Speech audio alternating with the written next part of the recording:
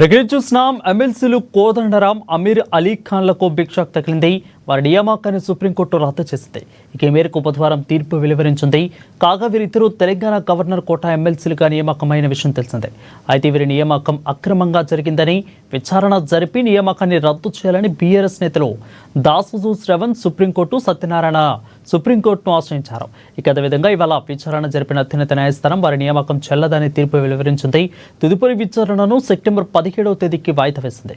దీనిపై మరింత సమాచారం మా సీఎంఓ ప్రతినిధి రమేష్ లైవ్ ద్వారా అందిస్తారు. రమేష్, చెప్పండి, దీన్ని ఏ విధంగా చూడాలి? ఉన్నట్టుండి సడక్ ఒక్కసారికి షాక్ తగిలింది ఇద్దరికి కూడా అని చెప్పొచ్చు. సో ఏ విధంగా చూడాలి? కాంగ్రెస్ ఎమ్మెల్సీలు కోదండరాం అట్లాగే అమీర్ అలీ ఖాన్ నియామకం చెల్లదంటూ కూడా సుప్రీంకోర్టు ఈరోజు తీర్పునిచ్చింది.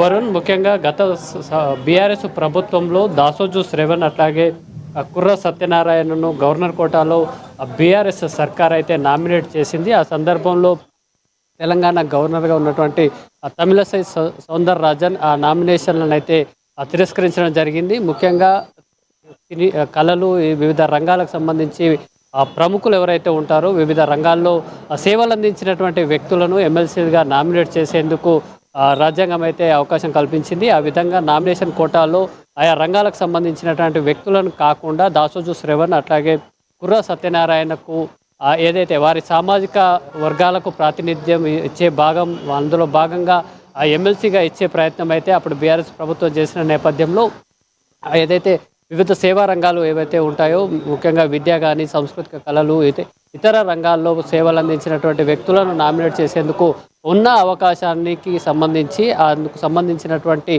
డాక్యుమెంటేషన్ పూర్తి స్థాయిలో లేదు అంటూ కూడా సౌందరరాజన్ ఆ సందర్భంలో నామినేషన్లను తిరస్కరించడం జరిగింది. ఈ నేపథ్యంలోనే కాంగ్రెస్ ప్రభుత్వం ఏర్పడిన తర్వాత కోదండరాం అట్లాగే అలీఖాన్కు సంబంధించి నామినేషన్ పద్ధతిలో ఎమ్మెల్సీలుగా కాంగ్రెస్ ప్రభుత్వం అవకాశం కల్పించింది. ఇదే విషయంపై దాసోజు శ్రవణ్, కుర్ర సత్యనారాయణ కూడా కోర్టును ఆశ్రయించడం జరిగింది. ముఖ్యంగా ఈ ఎమ్మెల్సీ నామినేషన్కు సంబంధించి ఏదైతే అర్హతలకు సంబంధించి ఈ ఇద్దరు కూడా ఫుల్ఫిల్ చేయని సందర్భంలో వారి నామినేషన్ ఎమ్మెల్సీగా అర్హత చెల్లదు అంటూ కూడా సుప్రీంకోర్టు తీర్పునైతే ఈరోజు ప్రకటించడం జరిగింది. అట్లాగే ఈ కేసుకు సంబంధించి విచారణను సెప్టెంబర్ 17కు కూడా వాయిదా వేస్తూ కూడా సుప్రీంకోర్టు నిర్ణయం తీసుకుంది.